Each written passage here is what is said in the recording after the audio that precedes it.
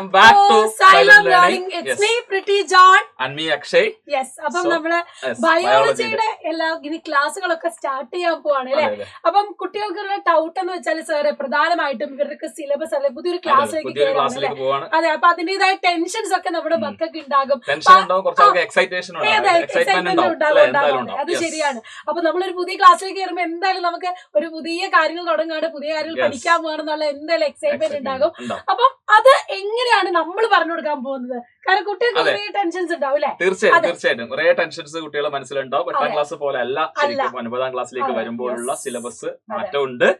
So അത് syllabus 9ാം class എന്ന് പറയുമ്പോൾ എപ്പോഴും എല്ലാരും പറയുന്നതെന്ന് പറഞ്ഞാല് 10th-ലേക്കുള്ള ഒരു സ്റ്റെപ്പിംഗ് സ്റ്റോൺ ആണ്. അങ്ങനെ പറയാനുള്ള കാരണം എന്ന് പറഞ്ഞാല് നമ്മൾ 10th-ലേക്ക് പഠിക്കുന്നതിനുള്ള ബേസിക് ഒക്കെ നമ്മൾ 9th-ൽ പഠിക്കുന്നുണ്ട്. അതെ, ഇനി +1 +2 സയൻസ് എടുക്കുന്നവരുടെയും ബേസിക് ആയിട്ടുള്ള കാര്യങ്ങള് 9th സിലബസ് നമ്മൾ പഠിക്കുന്നതാണ്. അപ്പൊ അത് വ്യക്തമായിട്ട് പഠിക്കണം. അത് ഉഴപ്പിക്കളയേണ്ടതല്ല. പലപ്പോഴും ചില ആൾക്കാർ ചിന്തിക്കുന്ന ഒരു കാര്യമാണ് 10ാം ക്ലാസ്സിൽ പഠിച്ചാൽ പോലെ 9ൽ പഠിക്കേണ്ട കാര്യമുണ്ടോ എന്ന് ചിന്തിക്കുന്നുണ്ട്.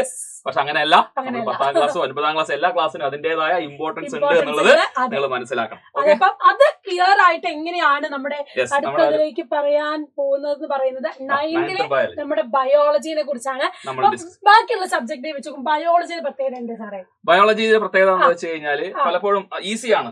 ഒബ്വിയസ്ലി ഈസി തന്നെയാണ്. പക്ഷെ ഈസി എന്ന് പറയുമ്പോൾ ചില ഏരിയാസ് മക്കൾക്ക് ബുദ്ധിമുട്ടുണ്ടാവും. അത് കൃത്യമായി പഠിക്കാത്തത് കൊണ്ടാണ്. അത് തന്നെ പറയാനുള്ള ഒരു കാര്യം, ഒരിക്കലും ബൈഹാർട്ട് ചെയ്ത് പഠിക്കരുത് എന്നുള്ളത് തന്നെയാണ്. അതെ, സയൻസ് വിഷയങ്ങൾ പ്രത്യേകിച്ച് ബൈഹാർട്ട് ചെയ്ത് പഠിക്കരുത്. കാര്യങ്ങൾ മനസ്സിലാക്കുക, കോൺസെപ്റ്റുവൽ ക്ലാരിറ്റി ഉണ്ടാക്കുക, അതിനുശേഷമാണ് അത് പഠിക്കേണ്ടത്. അല്ലാതെ സയൻസ് മൊത്തത്തില് തീർച്ചയായിട്ടും ബൈഹാർട്ട് ചെയ്യാതെ പഠിക്കുക എന്നുള്ളത് തന്നെയാണ് സാറിന് പറയാനുള്ളത്. ഫിസിക്സ് കെമിസ്ട്രിയിലേക്ക് വരുമ്പോൾ നമുക്കറിയാം എന്താണ് കൂടുതൽ പ്രോബ്ലംസ് ഉണ്ട്, കൂടുതൽ കാര്യങ്ങളുണ്ട്. ബയോളജി എന്ന് പറയുമ്പോൾ കൂടുതൽ കോൺസെപ്റ്റ് ആണ് പഠിക്കുന്നത്. സാർ പറഞ്ഞ പോലെ തന്നെ നമ്മൾ കാര്യങ്ങൾ നല്ല രീതിയിൽ പഠിക്കുക, ആ പഠിച്ച കാര്യങ്ങൾ വീണ്ടും റിവൈസ്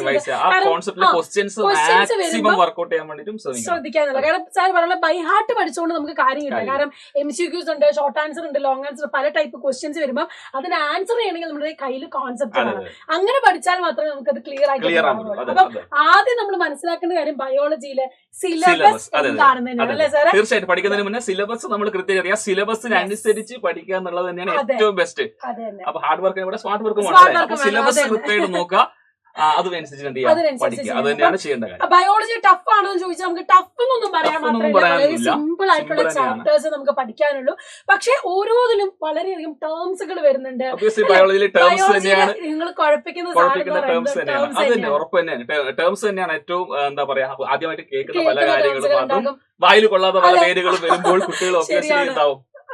ഒരു സബ്ജക്റ്റിനോട് ഒരു ചെറിയ പാനിക്കായി വരുന്ന ഒരു സിറ്റുവേഷൻ ഉണ്ട്. കുറെ പേർക്കും ബയോളജി ഇഷ്ടമുള്ളവരുണ്ടാകും, ഇഷ്ടത്തോടെ പഠിക്കുമ്പോൾ അതിന്റേതായ കുറച്ചുകൂടെ ഒരു സ്വീറ്റ്നെസ് ഉണ്ടാകും. പക്ഷെ ഇഷ്ടപ്പെടാതെ പഠിക്കുന്നവർക്കാണ് ഈ ടേംസ് കാര്യങ്ങൾ വരുമ്പോൾ ഇതെങ്ങനെ പഠിച്ചു തീർക്കും എന്നുള്ള കൺഫ്യൂഷൻ വരും. പക്ഷെ അതിനെ നല്ല രീതിയിൽ എന്ത് ചെയ്യും, നമ്മൾ ഈസി ആയിട്ട് ഈ ടേംസ് ഒക്കെ നമ്മൾ പാട്ടും പാടി പഠിക്കുന്ന രീതിയിൽ നമ്മൾ സെറ്റ് ആക്കി തരും. അതെ, അപ്പം ബാക്കിയുള്ളത് വെച്ച് നോക്കുമ്പോൾ വളരെ കുറച്ച് ചാപ്റ്റേഴ്സ് ബയോളജി സിലബസ് 3 ചാപ്റ്റേഴ്സ് പഠിക്കാനുള്ളത്. അത് കേൾക്കുമ്പോൾ തന്നെ അവർക്കൊരു സമാധാനം കിട്ടുന്നു അല്ലെ, ഒരു ആശ്വാസം തോന്നുന്നില്ലേ? അപ്പൊ ആശ്വാസത്തിൽ നിന്നാണ് നമ്മൾ ഇനി നമ്മുടെ സിലബസിലേക്ക് കടക്കാൻ പോകുന്നത്. നമുക്ക് 3 ചാപ്റ്റേഴ്സ് അല്ലെ സാറ്?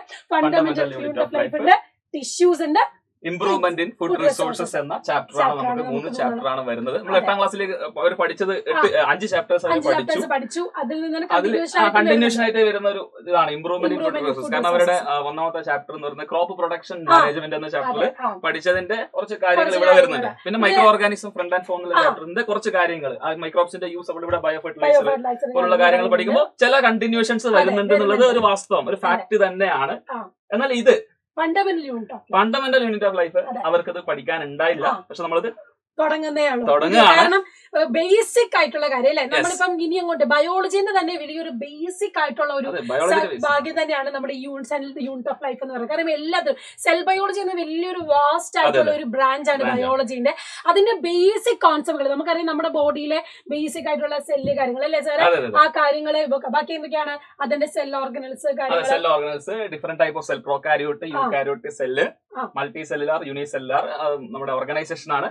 പിന്നെ സെൽ ഓർഗനൽസ്, ഓരോ സെൽ ഓർഗനൽസും അതിന്റെ ഫങ്ഷൻസും കാര്യങ്ങളും കൃത്യമായിട്ട് കാരണം നമ്മുടെ ബോഡി ഉണ്ടാക്കിയിരിക്കുന്ന സെല്ലാണ്, അതിന്റെ ഉള്ളിൽ എന്തൊക്കെ ഉണ്ട് അത്രയും. നിങ്ങളിപ്പോ പേര് കാണുമ്പോൾ നിങ്ങൾക്ക് ഒന്നും ഒരു പുകയായിട്ടായിരിക്കും തോന്നുന്നത്, പക്ഷെ ഇത്രയേ ഉള്ളൂ നമ്മുടെ ശരീരം ഉണ്ടാക്കിയിരിക്കുന്ന കോശങ്ങൾ. അത് തന്നെയാണ് നമ്മുടെ ശരീരത്തിലുള്ള കാര്യം, നമ്മുടെ ശരീരത്തിൽ നടക്കുന്ന കാര്യങ്ങൾ കൃത്യമായി നടക്കുന്നുണ്ടല്ലോ. ഈ കാര്യങ്ങൾ തന്നെയാണ് നമ്മൾ പഠിക്കുന്നത്. നമ്മൾ പഠിക്കുന്നത് അത്യാവശ്യമാണ് ശരിക്കും. വളരെ ബേസിക്. ബയോളജി പഠിക്കുന്ന ആൾ ഏറ്റവും അടിസ്ഥാനമായിട്ട് അറിയേണ്ട കാര്യം തന്നെയാണ് ഈ സെൽ എന്ന് പറയുമ്പോൾ. അതിന്റെ ഉള്ളിൽ എന്തൊക്കെയുണ്ട്, എന്തൊക്കെ കാര്യങ്ങളാണ്, ഇതൊക്കെ എന്തിനാണ് എന്ന് മാത്രം ഇതിൽ പഠിക്കാനുള്ളത്. വളരെ മനസ്സിലാക്കി പഠിക്കാനുള്ളത്. കാരണം നമ്മുടെ ബോഡിനെ കുറിച്ച് പഠിക്കുമ്പോൾ നമ്മൾ കുറച്ചുകൂടെ ക്യൂരിയസ് ആയിരിക്കും. അപ്പൊ ഈസി ആയിട്ട് പഠിക്കാൻ നമുക്ക് കൂടുതൽ കണക്ട് ചെയ്യാൻ പറ്റും. ഇനി അതേപോലെ തന്നെ ഈസി ആയിട്ടുള്ള വളരെ ചെറിയ ചാപ്റ്ററാണ് ടിഷ്യൂസ് എന്ന് പറയുന്നത്. ഇവിടെയും നമുക്ക് എന്താണ് കുറെ ഡയഗ്രംസ്, ഫിഗേഴ്സ്, കാര്യങ്ങൾ വരുന്നുണ്ട്. സെല്ല് പഠിച്ചു കഴിയുമ്പോൾ ആ സെല്ലിന്റെ ഒരു ഗ്രൂപ്പിനെയാണ് നമ്മൾ ടിഷ്യൂസ് എന്ന് പറയുന്നത്. ആ ടിഷ്യൂസ് നമ്മുടെ ബോഡിയിൽ തന്നെ പല ടൈപ്പ് ഓഫ് ടിഷ്യൂസ്, ഇപ്പം നമ്മുടെ തലയുണ്ട്, കൈയുണ്ട്, കാലുണ്ട്, അതിനുള്ളിൽ തന്നെ ഓർഗൻസ് ഉണ്ട്, അതിനൊക്കെ പല ടൈപ്പ് ഓഫ് ടിഷ്യൂസ് ആണ്. അതെന്താണെന്ന് വേർതിരിച്ച് നമ്മൾ വ്യത്യസ്തമായിട്ട് പഠിക്കുന്നു, ഓരോന്നിനെ ഡിഫറൻഷിയേറ്റ് ചെയ്ത് പഠിക്കുന്നു. നമ്മുടെ മാത്രമല്ല ഇവിടെ നമ്മൾ പ്ലാന്റ്സ് ഒഴിവാക്കാൻ പറ്റത്തില്ല, ഡീറ്റെയിൽ ആയിട്ട് പഠിക്കും. നമ്മുടെ പോലെയല്ല, അവരുടെ ടിഷ്യൂസ് കുറച്ചുകൂടെ ഡിഫറെന്റ് ആണ്. നമ്മുടെ പോലത്തെ ലൈഫ് പ്രോസസ് അല്ല, അവർക്കും അതേപോലെ തന്നെ ഡിഫറെന്റ് ആയിട്ടുള്ള മെരിസ്റ്റമാറ്റിക് പെർമനന്റ് ടിഷ്യൂസ്. അപ്പൊ നമ്മുടെ ടിഷ്യൂസും അതുപോലെ തന്നെ പ്ലാന്ററി ടിഷ്യൂസും വ്യക്തമായിട്ട് പഠിക്കുന്നു, ഡീറ്റെയിൽ ആയിട്ട് പഠിക്കാതെ. നമുക്ക് ഫിഗർ കയ്യിലുണ്ട്, ആ ഫിഗർ കാണുമ്പോൾ തന്നെ നമുക്ക് അതിൽ അത് വെച്ച് കണക്ട് ചെയ്ത് പഠിക്കും. നമ്മളത് രസകരമായിട്ട് പഠിക്കും, വളരെ രസകരമായിട്ട് പഠിക്കും. നിങ്ങൾക്ക് ആവശ്യമുള്ള കാര്യങ്ങൾ നമ്മുടെ കൂടെ നിന്നാ നമ്മുടെ കൂടെ പോരാ, വേറെ ഒന്നും അതിൽ അറിയാനില്ല. 9th ബയോളജി എന്ന് പറഞ്ഞാൽ അങ്ങനെ തന്നെയാണ് നമ്മുടെ മൂന്നാമത്തേത്. വളരെ കണ്ടിന്യൂഷൻ ആണ്. കുറെ കാര്യങ്ങൾ നമ്മൾ 8ൽ പഠിച്ച കുറെ കാര്യങ്ങൾ ഇവിടെ വരുന്നുണ്ട്. നിങ്ങൾക്കറിയാം, മാനുവർ ഫെർട്ടിലൈസർ ഒക്കെ നമ്മൾ 8ൽ പഠിച്ചതാണ്, ഇവിടെ വരുന്നുണ്ട്. വളരെ സിമ്പിൾ ആയിട്ടുള്ള ചാപ്റ്റർ ആണ്. നമുക്കറിയാം, ഇന്ത്യ അഗ്രേറിയൻ എക്കണോമിയാണ്. ആപ്ലിക്കേഷൻ ലെവലിൽ കൂടെ നമ്മൾ അങ്ങോളം പഠിക്കുന്നുണ്ട്. ഈ സംഭവങ്ങളോളം നമുക്ക് ആവശ്യമുണ്ട്. എൻട്രൻസ് പല കോമ്പറ്റീവ് എക്സാംസിന് ഫോക്കസ് കണ്ടിന്യൂറ്റി വരുന്ന ഒരു ചാപ്റ്ററാണ്. അപ്പൊ തീർച്ചയായിട്ടും ഈ ചെറിയ ക്ലാസ്സിലുള്ള കാര്യങ്ങൾ കൃത്യമായിട്ട് നിങ്ങൾ പഠിക്കേണ്ടത് അനിവാര്യമാണ്. അങ്ങനെയാണെങ്കിൽ വലിയ ക്ലാസ്സിൽ എത്തുമ്പോൾ ഇവിടെയുള്ള ഒരു ബേസ് ഉണ്ടെങ്കിൽ മാത്രമേ നമുക്ക് +1 +2 കിട്ടുള്ളൂ. കാരണം പല കുട്ടികളും ഈ കൊറോണ ടൈമിൽ പോയവര്, പ്രളയം വന്നപ്പോ ഒക്കെ ഈ നമ്മൾ ഇപ്പൊ പഠിക്കുമ്പോൾ അത് കൊറോണയ്ക്കായിരുന്നു മിസ്, ഞങ്ങളതൊക്കെ പഠിച്ചിട്ടില്ല, ഓർമ്മയില്ല എന്ന് പറയും. അപ്പൊ ഇപ്പൊ ആ കുട്ടികൾ സ്ട്രഗിൾ ചെയ്യുന്നത് ഇതിന്റെ ബേസിക്സ് ഇല്ലാത്തതുകൊണ്ട് മാത്രം. അപ്പൊ നമുക്ക് ആ പ്രശ്നം വരാൻ പാടില്ല. നമ്മൾ 10ലും +1 +2 ഒക്കെ പഠിക്കുന്ന ബേസിക് കോൺസെപ്റ്റുകൾ നമ്മുടെ കയ്യിൽ വേണം. അതുകൊണ്ട് ഈ ബേസിക്സ് നിങ്ങൾ ഒരിക്കലും വിട്ടു പോകാൻ പാടില്ല. പ്രത്യേകിച്ച് +1 +2 സയൻസിലൊക്കെ വരേണ്ടതാണ് ഈ കുറച്ചുകൂടി ഈസിയർ ആയിട്ടുള്ള ചാപ്റ്റർ ആണ്. നമുക്ക് അറിയുന്ന കാര്യമാണ്. പശുപരിപാലനം, ഡയറക്റ്റ് ആയിട്ട് നമ്മൾ കാണുന്ന കാര്യങ്ങളാണ്, മീനെ വളർത്തുന്ന കാര്യങ്ങൾ, അതൊക്കെ തന്നെയാണ് വളരെ എളുപ്പത്തിൽ പഠിച്ചെടുക്കാൻ പറ്റും. അപ്പൊ പഠിക്കുന്ന കാര്യത്തിൽ മാത്രമല്ല, നമ്മൾ ജീവിക്കുമ്പോഴും വളരെ ആവശ്യമായിട്ടുള്ള ആപ്ലിക്കേഷൻ ലെവലിൽ വരുന്ന കാര്യങ്ങൾ കൂടിയാണ് നമ്മൾ ജീവിക്കും, നമ്മൾ അറിഞ്ഞിരിക്കുന്ന കാര്യങ്ങൾ. ബയോളജി പഠിക്കുന്നത് വെറുതെ വായിച്ചു പഠിക്കുക എന്ന് അറിയാൻ കൂടി മാത്രമല്ല, നമുക്ക് ജീവിക്കാൻ സൊസൈറ്റിയിലെ കമേഴ്ഷ്യൽ ലെവലിൽ ആപ്ലിക്കേഷൻ ലെവലിൽ ഇനി ഒരു ബിസിനസ് ആകാൻ താല്പര്യം ആവശ്യമുള്ള സാധനങ്ങളാണ്. അപ്പം ബയോളജി അങ്ങനെ വാസ്റ്റ് ഇൻ എവറിഡേ ലൈഫിൽ നിറഞ്ഞു കിടക്കുകയാണ്. അപ്പൊ അത് പഠിക്കുന്ന കാര്യങ്ങളൊക്കെയാണ് നമ്മൾ ഈ ഒരു ചാപ്റ്ററിൽ കൂടെ വരുന്നത്.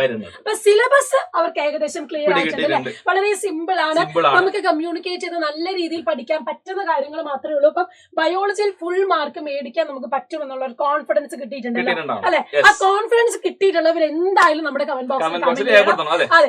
ഇനിയുള്ള കാര്യം സിലബസ് കിട്ടി സാറേ, ഇനി എന്താ നമ്മൾ അറിയുന്നത്, എങ്ങനെ പഠിക്കണം എന്നുള്ളതാണ്. അതാണ് പ്രധാനപ്പെട്ട ചോദ്യം. കാരണം സിലബസ് കിട്ടി, ഇത്ര ചാപ്റ്റേഴ്സ് ആണ് പഠിക്കാനുള്ളതെന്ന് മനസ്സിലായി, ഇത്രയൊക്കെയാണ് പോകേണ്ടത്. ഇനിയിപ്പോ ഇത് എങ്ങനെ പഠിക്കണം, പ്ലാനാണ് വേണ്ടത്, അല്ലെ? പ്ലാൻ വേണം. ഒന്നാമത്തെ കാര്യം സാറ് നമ്മൾ ചോദിക്കുന്നത്, ബയോളജിയിൽ ഇതുപോലത്തെ ടേംസുകളും കാര്യങ്ങളും വരുമ്പോൾ പ്രധാനമായിട്ട് ശ്രദ്ധിക്കേണ്ട കാര്യം, ഇതിനൊരു പ്ലാൻ അല്ലെങ്കിൽ ഒരു സ്ട്രാറ്റജി ഉണ്ടാവണം, അല്ലെ? ഇപ്പൊ 9 10 +1 നമ്മൾ കുട്ടികളോട് പറയുന്ന കാര്യം, നമുക്കൊരു കാര്യം നമ്മൾ പഠിച്ചു കഴിഞ്ഞാൽ അത് വീണ്ടും റിപ്പീറ്റ് ചെയ്ത് റിവൈസ് ചെയ്ത് പോയാൽ മാത്രമേ നമ്മുടെ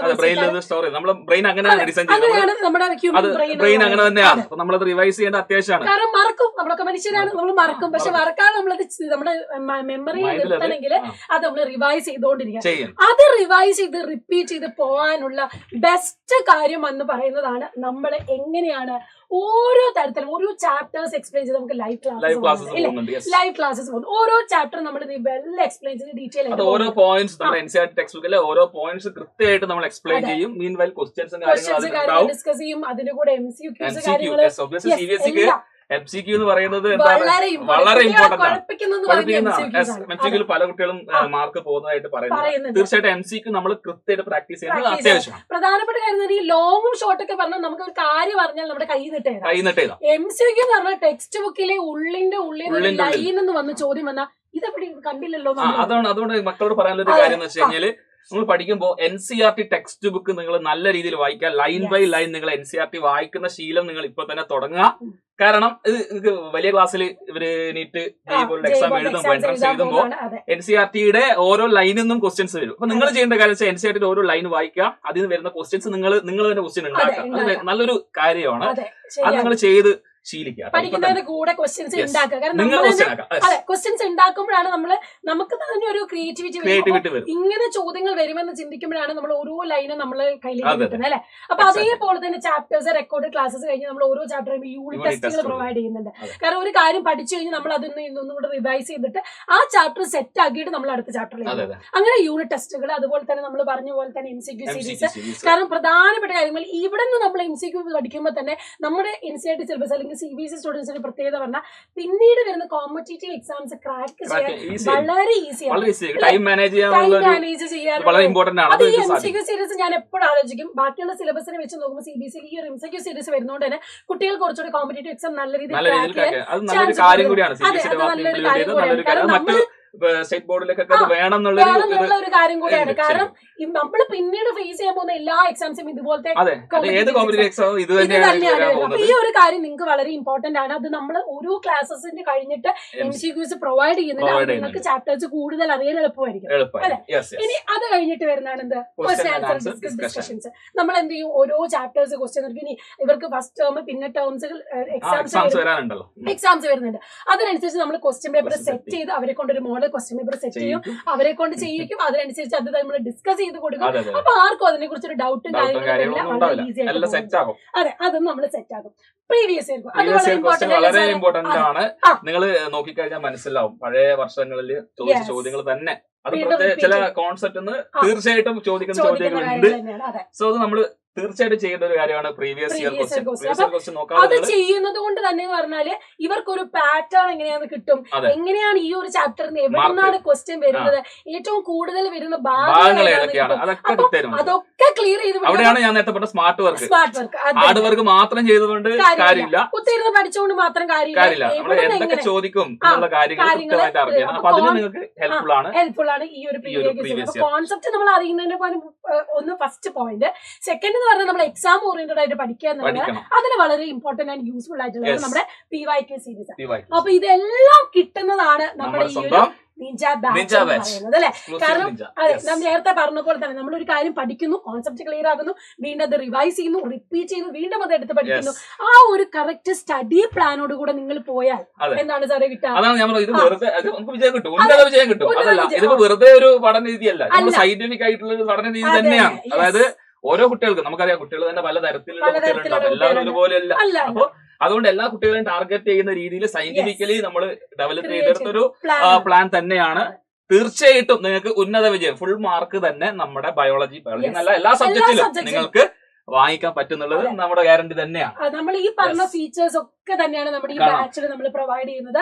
അതും എത്രയാണ് വർഷത്തേക്ക് 2,999 rupeesലേക്കാണ്. വളരെ തുച്ഛമായി. കാരണം മറ്റു കുട്ടികളും എന്താണ് വീട്ടിൽ ഓഫ്ലൈൻ ട്യൂഷൻ സെന്ററിലൊക്കെ പോയി പഠിക്കുന്നു. പക്ഷെ നിങ്ങൾക്ക് വീട്ടിൽ ഇരുന്ന് തന്നെ വളരെ കംഫർട്ടബിൾ ആയിട്ട് നിങ്ങളെ സപ്പോർട്ട് ചെയ്ത് നിങ്ങളെ ഡൗട്ട് ഒക്കെ ഏത് രീതിയിൽ ക്ലാരിഫൈ ചെയ്യാൻ നമ്മളുണ്ട്. ഇതൊക്കെ ക്ലിയർ ചെയ്യുന്ന പോലെ എക്സാംസുകൾ ഉണ്ട്. അത് മാത്രമല്ല നമ്മൾ കൊടുക്കുന്ന നോട്ട്സുകളും സ്ലൈഡ്സുകളും അതുപോലെ കിട്ടുന്നുണ്ട്. അപ്പൊ നിങ്ങളെ പഠിക്കുന്നതിന്റെ കൂടെ ഈ നോട്ട്സും കൂടെ വെച്ച് ഈ ക്ലാസ്സസും കൂടെ കിട്ടുമ്പോൾ 100% ഒരു വിജയമാണ് നിങ്ങൾക്ക് കിട്ടാൻ പോകുന്നത്. അപ്പൊ ഒരു ക്ലാസ്സുകളും ചെറുതല്ല. നമ്മൾ 10th +1 മാത്രമല്ല നമുക്ക് ഇമ്പോർട്ടൻസ്. ഇവിടെ എല്ലാ ക്ലാസ്സും ഒരേപോലെ തന്നെയാണ്.